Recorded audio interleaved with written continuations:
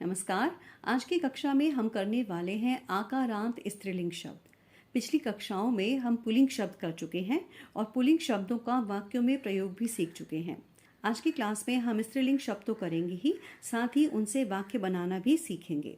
अब हिंदी में भी आपने बहुत सारे स्त्रीलिंग शब्द पढ़े हैं, जैसे कि अध्यापिका, बालिका, शिक्षिका, लेखिका। ये सभी स्त्रीलिंग शब्द हैं। तो हिंदी की तरह संस्कृत में भी स्त्रीलिंग शब्द होते हैं। अब ये आकारांत स्त्रीलिंग शब्द कौन से हैं? आकारांत स्त्रीलिंग शब्द वो हैं जिनके अंत में आ आता है।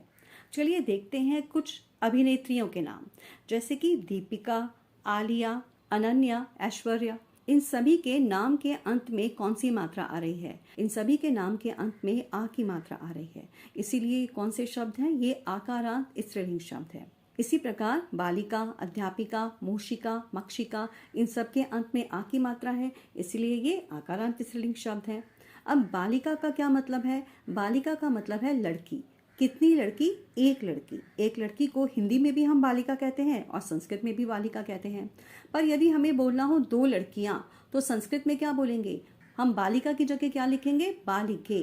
क्या करेंगे? आ की मात्रा हटाएंगे और ए की मात्रा लगाएंगे। इसको आप ऐसे भी याद कर सकते हैं कि आ हटाओ और ए लगाओ। बालिका का क्या बन गया? बालिके। बालिके का क्या मतलब है? दो लड़कियां। ठीक है। इसी तरह से अध्यापिका, कितनी अध्यापिकाएं?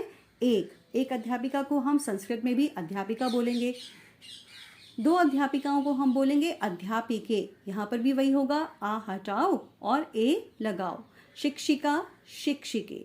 मक्षिका, मक्षिका का क्या अर्थ है? मक्खी। मक्षिका कितनी मक्खी? एक मक्खी। और दो मक्खियों को क्या बोलेंगे? मक्षिके। आ हटाएंगे और ए की मात्रा लगाएंगे।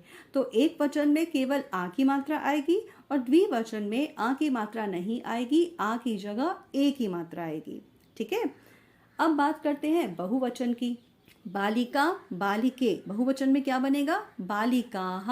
यहाँ पर हमने आ नहीं हटाना, बल्कि आ तो रहेगा ही, साथ में विसर्ग भी आ जाएगी। क्या बन जाएगा? बालिकाः। बालिका एक लड़की और बालिकाः दो से ज्यादा लड़कियां।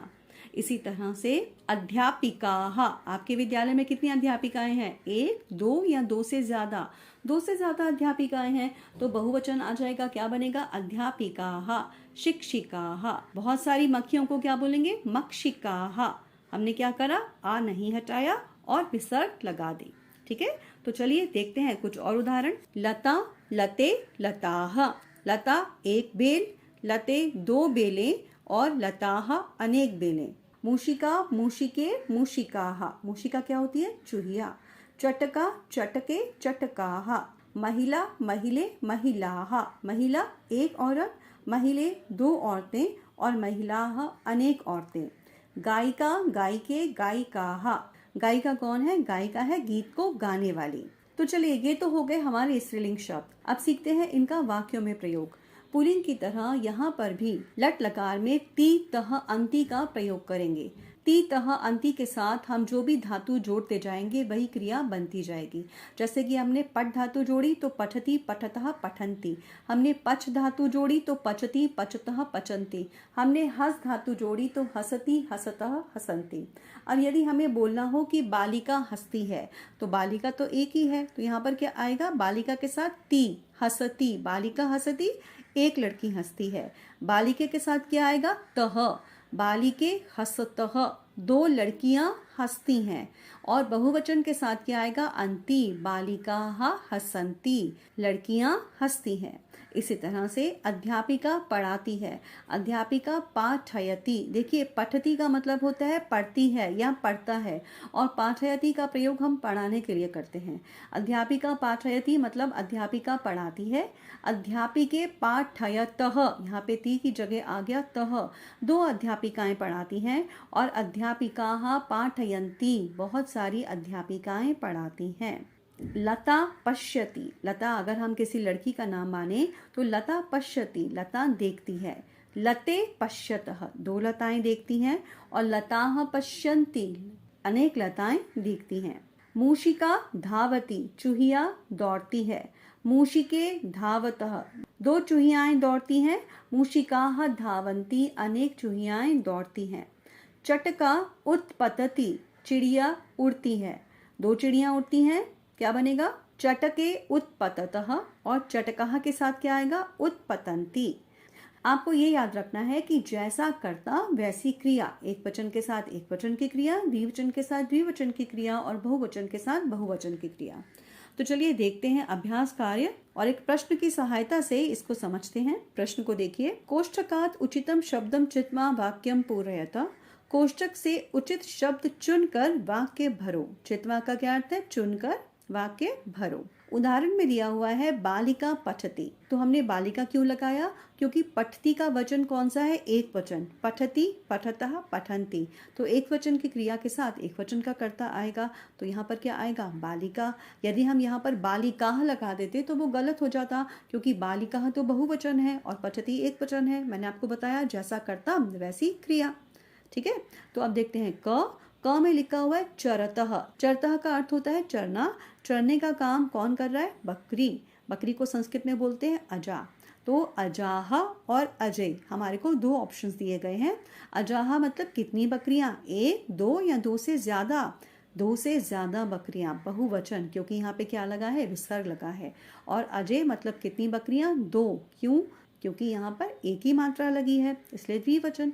तो यहाँ पर क्या आना चाहिए? द्विवचन या बहुवचन। आप देखेंगे कि क्रिया चरतः का वचन कौन सा है? यहाँ पर लगा हुआ है तः। चरती, चरतः, चरंती, द्विवचन लगा हुआ है, इसलिए यहाँ पर क्या आएगा? यहाँ पर द्विवचन वाली क्रिया आएगी। यहाँ पर आएगा अजय। ख संति। संति के साथ क्या आएगा? संति का अर्थ क्या होता है? सबसे पहले देख लो। संति का अर्थ होता है अस्ति, स्तः, संति। संति है और ये बहुवचन की क्रिया है। और यहाँ पर ऑप्शंस में विकल्प में आपको 2 शब्द दिए गए हैं, द्विचक्रिके और द्विचक्रिकाः। द्विचक्रिका मतलब जिसके 2 पहिए हैं। चक्र मतलब पहिए, तो किसके 2 पहिए होते हैं? बाइक के होते हैं, साइकिल के होते हैं। ठीक है, तो यहाँ पर क्या आएगा? द्विचक्रिके, कितनी साइकिल? 2 साइकिल, एक ही मात्रा लगी है। और द्विचक्रिकाः, कितनी साइकिलें? बहुत सारी, क्योंकि विसर्ग लगा हुआ है यहाँ पर। ठीक है, तो यहाँ पर क्या आएगा? यहाँ पर आएगा बहुवचन वाला शब्द, द्विचक्रिकाः सन्ति, साइकिलें हैं। फिर चलती। चलती के साथ क्या आएगा? नौके या नौका। चलती का वचन कौन सा है? ती, तः, अंति, क्या लगा हुआ है? ती, एक वचन का शब्द है, तो क्या आएगा? नौका। नौका चलती। अस्ति, यहाँ पर भी ती लगा हुआ है, तो यहाँ पर क्या आएगा? सूचिका अस्ति। उत्पतंती, यहाँ पर क्या आना चाहिए? उत्पतंती, यहाँ पर अंत में लगा हुआ है अंति। ती, तः, अंति। उत्पतंती का अर्थ है उड़ना। कौन उड़ रहा है? मक्षिकाः या फिर मक्षिके, क्या आएगा? बहुवचन का शब्द आएगा, क्या आएगा? मक्षिकाः। मक्षिकाः उत्पतंती, अर्थात मक्खियाँ उड़ती हैं। तो आज की कक्षा में हमने जो भी सीखा आप उसको दोहराइए। हम मिलेंगे अपनी अगली कक्षा में।